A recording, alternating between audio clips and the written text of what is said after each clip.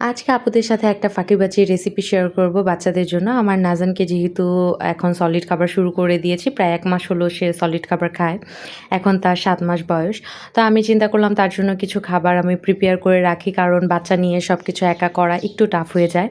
আলহামদুলিল্লাহ বাসার রান্নাবান্না নিয়ে আমাকে খুব বেশি একটা চিন্তা করতে হয় না। কিন্তু বাচ্চার কাজ করেই সারাদিন আমি অনেক বেশি হাঁপিয়ে যাই। তাই চিন্তা করলাম আগে থেকেই আমি কিছু প্রস্তুতি নিয়ে রাখি আর আপুদের সাথেও একটু শেয়ার করি। অনেক মারাই আছে যারা হচ্ছে ওয়ার্কিং ওমেন বা হচ্ছে একা হাতে পুরো সংসারটা সামলায়, তাদের জন্য কিন্তু এটা অনেক বেশি হেল্পফুল হবে। তো আজকে হচ্ছে আমি খিচুড়ির প্রিমিক্স বানিয়ে রাখবো। খিচুড়ি বানাতে গেলে দেখা যায় যে সব জিনিস আলাদা, আলাদা করে নিয়ে সেগুলোকে ওয়াশ করে তারপরে হচ্ছে আমাদের খিচুড়িটা রান্না করতে হয়। সাথে তো সবজি, মাংস এগুলো এড করতেই হয়, অনেকে করে। সবজিটা সবাই কম বেশি করে। তো সেই ক্ষেত্রে যদি আমাদের খিচুড়ি রান্নার প্রসেসটা একটু আগিয়ে থাকে তাহলে কিন্তু আমাদের কাছে খিচুড়ি রান্নাটা খুব বেশি ইজি হয়ে যাবে। তো আমি হচ্ছে আজকে কিছু পরিমাণ ডাল আর সাথে হচ্ছে পোলাওয়ের চাল নিয়েছি। অনেকে হচ্ছে পোলাওয়ের চাল বাদ দিয়ে হচ্ছে ভাতের চাল দিয়েও বাচ্চাকে খিচুড়ি খাওয়ায়, সেটাও ভালো।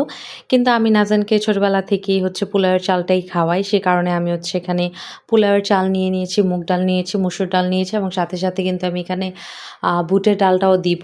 এই সব ধরনের ডাল দিয়ে আমি হচ্ছে আ আজকে খিচুড়ির প্রিমিক্সটা বানিয়ে নিব। আরও কোনো ডাল থাকলে সেগুলোও তোমরা এড করতে পারো। কিন্তু আমি হচ্ছে এই ৩ টা ডালই এড করব। কারণ এই ৩ টা ডালই হচ্ছে আগে আমি নাজানকে খাইয়েছি এবং নাজান এই ৩ টা ডাল হজম করতে পেরেছে ভালোভাবে। সে কারণে হচ্ছে আমি এই ৩ টা ডাল দিয়েই আজকে এই খিচুড়ির প্রিমিক্সটা বানিয়ে রাখবো। আর অবশ্যই একটা কথা বলে রাখতে চাই, যারা হচ্ছে বাচ্চাদেরকে আগে এই খাবারগুলো আলাদা, আলাদাভাবে খাওয়াওনি তারা কিন্তু ডাইরেক্ট এভাবে খিচুড়ি বানাবে না। কারণ অনেক বাচ্চাদের হজমের সমস্যা হতে পারে এবং অনেক বাচ্চাদের অনেক খাবারে অ্যালার্জি থাকে। বর্তমানে অ্যালার্জির প্রবলেম অনেক বেশি হয়ে থাকে। সেক্ষেত্রে তোমার বাচ্চা কোনটা খেতে পারে সেটা বুঝে শুনে তারপর হচ্ছে বানাবে। তো আমি তো নাজানকে সব খাবারই ৩ দিনের রুলস ফলো করে খাইয়েছি। এখন সে যেহেতু এই খাবারগুলো খেতে পারে, তো সেই কারণেই আমি হচ্ছে এই সবগুলো মিশিয়ে একসাথে খিচুড়ির প্রিমিক্সটা বানিয়ে রাখবো। তো এখানে হচ্ছে আমি ২-৩ ধরনের ডাল এবং চাল নিয়ে খুব সুন্দরভাবে ধুয়ে ওইগুলো আমি হচ্ছে রোদে দিয়ে একটু শুকিয়ে নিয়েছিলাম।